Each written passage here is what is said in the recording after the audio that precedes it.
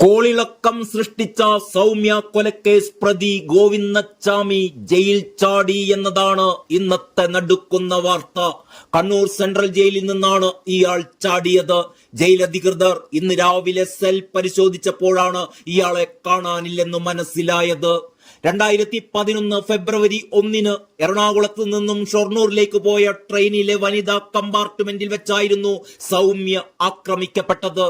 തമിഴ്നാട് സ്വദേശിയായ ഗോവിന്ദച്ചാമി സൗമ്യയെ ട്രെയിനിൽ നിന്നും പുറത്തേക്ക് തള്ളിയിട്ട് അതിക്രൂരമായി പീഡിപ്പിച്ച് കൊലപ്പെടുത്തിയെന്നായിരുന്നു പോലീസിന്റെ കണ്ടെത്തൽ.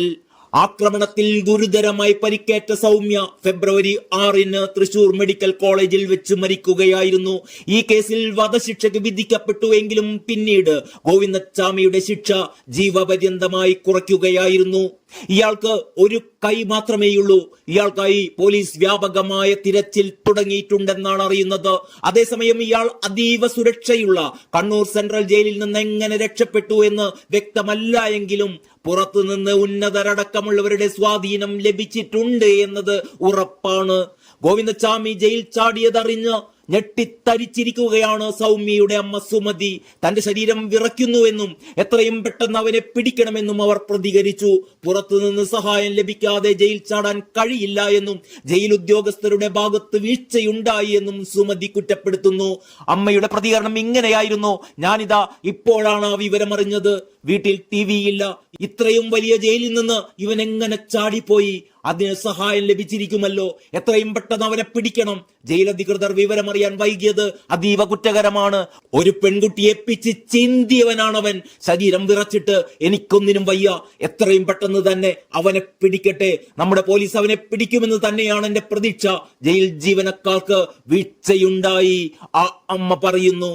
കോളിളക്കം സൃഷ്ടിച്ച സൗമ്യ കൊലക്കേസിൽ വധശിക്ഷ ഇളവ് ചെയ്തതോടെ ജീവപര്യന്തം തടവിന് വിധിക്കപ്പെട്ട് കണ്ണൂർ സെൻട്രൽ ജയിലിൽ കഴിയുകയായിരുന്നു ഇയാൾ. ഇന്ന് പുലർച്ചെ സെല്ലിലെ അഴികൾ മുറിച്ചെടുത്ത് പിന്നീട് അലക്കാൻ വെച്ച തുണികൾ കൂട്ടിക്കെട്ടിയുണ്ടാക്കിയ കയർ ഉപയോഗിച്ച് മതിലിന് മുകളിലൂടെ ചാടിയാണ് ഇയാൾ പുറത്തു കടന്നത് എന്നാണ് പറയുന്നത്. ഇയാൾക്ക് ജയിലിന് പുറത്തുനിന്ന് സഹായം ലഭിച്ചിരുന്നു എന്നത് നിസ്സംശയം പറയാം. പുലർച്ചെ 5 മണിയോടെ സെൽ പരിശോധിച്ച ഉദ്യോഗസ്ഥർക്ക് ഇയാൾ ജയിലിൽ ഇല്ലെന്ന് മനസ്സിലാവുകയായിരുന്നു. എന്നാൽ വിവരം പോലീസിനെ അറിയിച്ചതാവട്ടെ 2 മണിക്കൂർ വൈകി 7 മണിയോടെയും. ഗോവിന്ദച്ചാമി ജയിൽ ചാടിയത് പുലർച്ചെ 1:15 എന്നാണ് CCTV ദൃശ്യങ്ങളിൽ വ്യക്തമാകുന്നത്. അതീവ സുരക്ഷാ സജ്ജീകരണങ്ങളുള്ള ജയിലിൽ തനിച്ച് പാർപ്പിച്ചിരുന്ന സെല്ലിലെ അഴികൾ മുറിച്ചെടുത്താണ് ഇയാൾ പുറത്തു ചാടിയത്.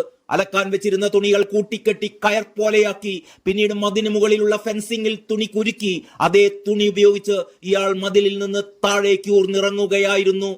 ഈ സമയത്ത് പുറത്തു നിന്നും ഇയാൾക്ക് സഹായം ലഭിച്ചിരുന്നു. ഇതിന്റെ എല്ലാം ദൃശ്യങ്ങൾ CCTVയിൽ പതിഞ്ഞിട്ടുണ്ട്.